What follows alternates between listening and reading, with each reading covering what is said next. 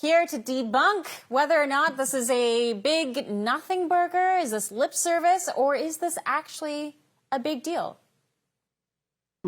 She wants me back now. Well, maybe I'm seeing someone else now.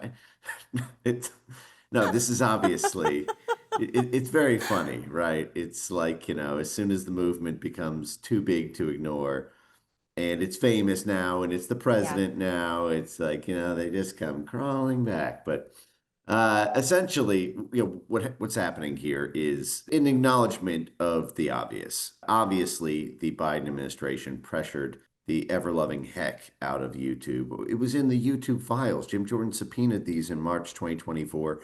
I owe effectively my whole career to the thing that Google just acknowledged. I was doing tours around the country in 2018 telling people about the government pressure on YouTube. This is before the Biden administration. This was when Congress was doing it, and when, unbeknownst to the Trump administration, they were doling out grants through USAID, through partnerships with the Department of Homeland Security, Yes. through CISA, through the Pentagon, through the State Department. Just like the FBI was taking actions that were unbeknownst to the Trump administration, so was their own national security state against Google.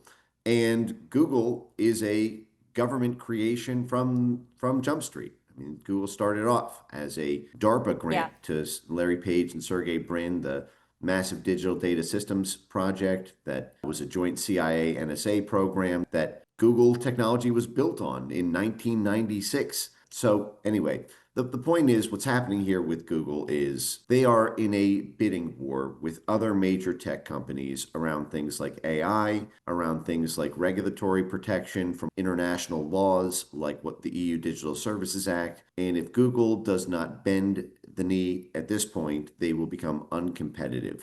The same levers that were used for censorship can be used for freedom. This is what the Biden administration did.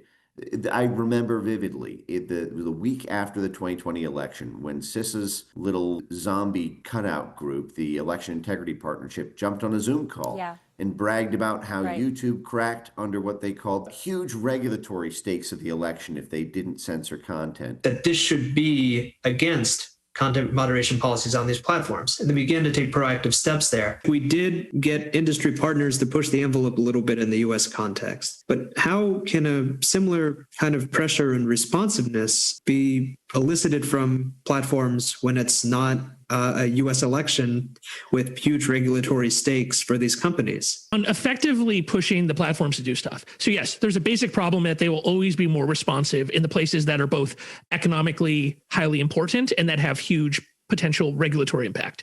Most notably right now, that would be the United States and Europe. And now Google is under the gun of billions of dollars of fees and fines from the EU Digital Services Act, the UK Online Safety Act, laws that just have international creep against American tech companies that can only be protected by the White House and the State Department. And then you've got the fact that this admin has a very different posture on AI than the Biden administration. The Biden administration told Mark Andreessen, don't even bother creating a startup AI company. Don't even bother. There's going to be no such thing as little tech anymore. We're going to create a government cartel, a government protected cartel of a handful of majors, which were basically going to be OpenAI, that was Microsoft effectively at the time, and Google. And now that ain't the case anymore. There's XAI through Elon's. There's a dozen competitors that all are getting essentially giant government contracts and support. And the fact is if Google does not win that race, or if it's not competitive, you won't have Google search anymore. People will just use their Grok, or they'll use ChatGPT instead of Gemini. Then the entire business model of Google goes away. You had the Biden administration being able to pull the strings, if you will, with big tech actors like Google. But which one has more actual lasting impact in ensuring that we all can participate online with total freedom? Is it the monetary aspects, or is it the ideological ones? Because God forbid, next round you have a Biden 2.0 step into that White House, and all of a sudden we could be back in a regime where the ideological puzzle pieces fall right back into place. We will be in that situation, but it's still better to start from a place of institutional strength. I mean, you can't, I think a lot of people are looking for permanent solutions in this, something they can set it and forget it. It reminds me of Fight Club when Ed Norton says, I got that IKEA furniture and I was going to have that for the rest of my life. And then the apartment blows up. Life doesn't work that way in this space. Anything that can be built can be unbuilt.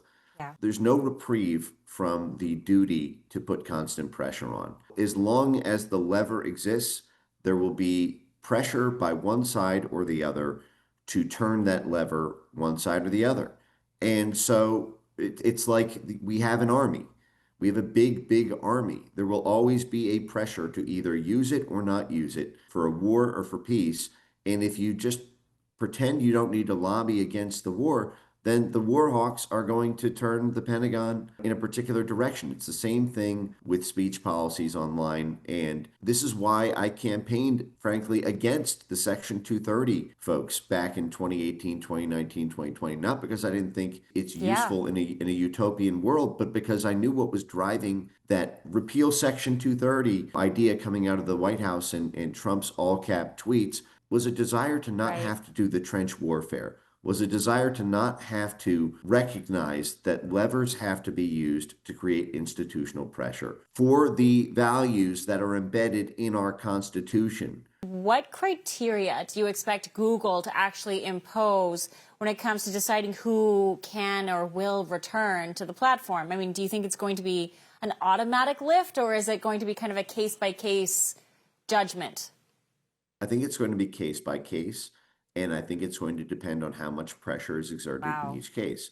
I think right now what Google is doing is auditioning for government grants and contracts by putting high-profile people back on for another chance. As I mentioned, Milk Boys had videos reinstated, but I think it's going to take constant pressure to hold Google. They're not doing. I always said when the government got in the censorship business, Twitter had their arm and their leg twisted. Facebook had their arm and their leg twisted. Google did it willingly. Google enjoyed it. They'll need to be held to the fire, their feet. Seems to track, and I think you're right about that. Mike Benz, a pleasure as always. We're all out of time. We'll have to see you again soon. Thanks, Chanel.